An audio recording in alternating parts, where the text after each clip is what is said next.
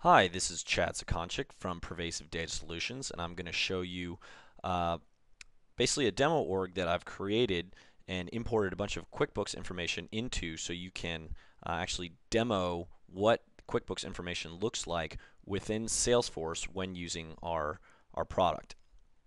Here's my contact information. Our website is pervasivedatasolutions.com. My email is chad.sakonchik@pervasive.com, and this is my direct line. Or you can find me on Yahoo IM under the Data Sync username. So to start off with, I'd like to show you the dashboards I've created that come standard with any installation. Anybody that installs our package and uses our product will have these dashboards available to them. For this demo org, I've altered them a little bit as the data would kind of get stale. So I've basically done this all for 2009. So first here we have December 2009 sales for a normal person running this. This would just be the current month's sales. This is 2009 sales. Then we have total outstanding invoices. What you can actually see here is when you dive deeper, you can see what accounts owe you money and how much that's for, so you can more easily do collections. We have best customers with a zero balance, so this is for all of 2009. These are all of my customers that have bought from me and how much they've purchased. Also, overdue balances. These are the customers that owe me the most money, that are over 30 days old. So any invoice that's over 30 days old that is unpaid goes here. So this can actually be a nice watch list of who not to sell to, and actually tell them to pay their bills. Then we have oldest outstanding invoices. Now this is a little handy because you can actually see how old some of these invoices actually are. You can see this one dates back to March 2009. And if I click on it, I can see exactly who the account is and what the invoice, the opportunity, and I can have this information readily available.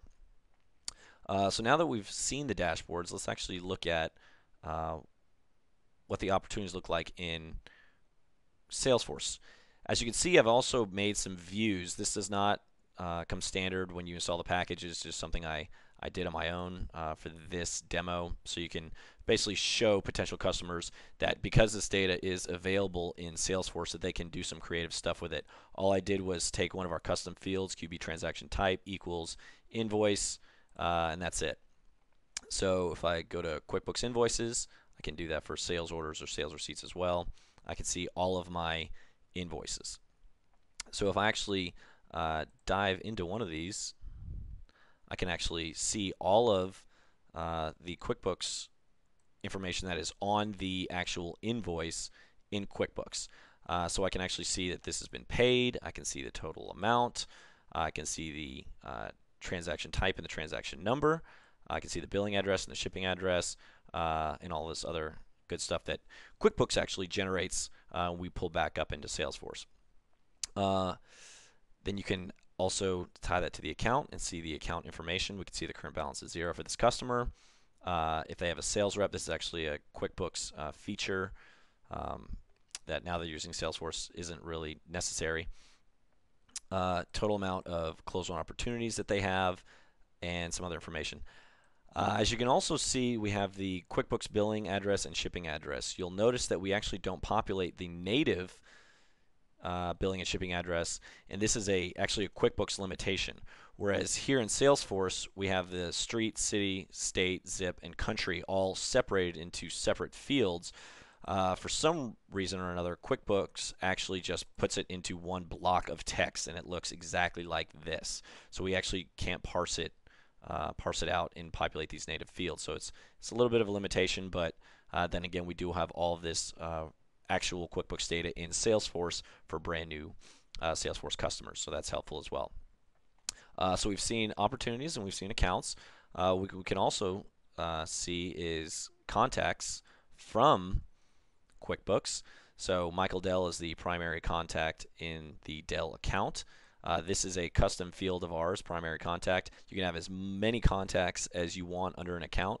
Whenever you check one as the primary, that will become the one and only contact in QuickBooks, because QuickBooks actually only supports one and only contact. Um, so now we've done that. Let's check out products. What I want to show, some of these products are mine, some of these are just standard that were in the demo org. What I want to show is this widget product because it actually has quantity on hand. So let's say I sell 1,000 widgets in an opportunity. It goes down and creates an invoice in QuickBooks, and that reconciles with Salesforce. This would actually say 5,050 widgets now. So any company can actually have a live view of exactly how much inventory they have on hand all the time, what their average cost is, all this stuff that QuickBooks handles. And also, obviously, because even though it's called the products module, we can do services as well. Product description, 1 hour of service. You can add this to an opportunity. You can change the description, change the price, and that will populate appropriately in QuickBooks. It won't be locked to whatever the price is. So that allows your customers to be flexible. And that's really it.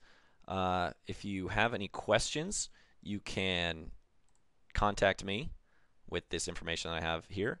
Also, I'm not quite sure why this is doing this. It actually looks right on the website. But if you go to pervasivedatasolutions.com/home/promotions/sfdcreps.html, I have this great little page for Salesforce reps. So this is our DataSync on-premise product. You can see a couple of videos that I've made, some collateral, App Exchange link, trial link. Same with the QuickBooks Online resources. And then here you can actually fill out a lead. Actually, this will implant into my Salesforce. So you put your information here, your name, your email address, your leads information, whether you want me to call and email them, just follow up with an email, or just kind of wait and sit on until I hear back from you. Then what product they're actually looking at, what QuickBooks sync they're looking at. And this will actually automatically send out an email. So if you say email, it'll say, "Hi, first name, first name, last names of Salesforce rep at Salesforce recommended you to me, saying that you're interested in blah blah blah blah blah." Same with the call. It'll send out the same email basically, but it'll be tailored and say, "I'll also follow up with a phone call, but here's some general resources." So this is a great way for you to actually get information to your customers right away instead of having to contact me and introduce me via an email, etc., etc. So I hope this has been helpful. If you have any other questions, please don't hesitate to contact me. And thanks a bunch.